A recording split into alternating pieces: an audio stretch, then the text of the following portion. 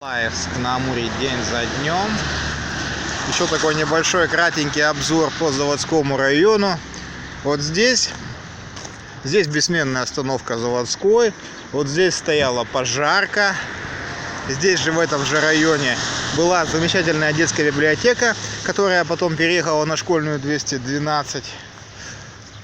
И здесь была проходная Заводского района, заводская проходная.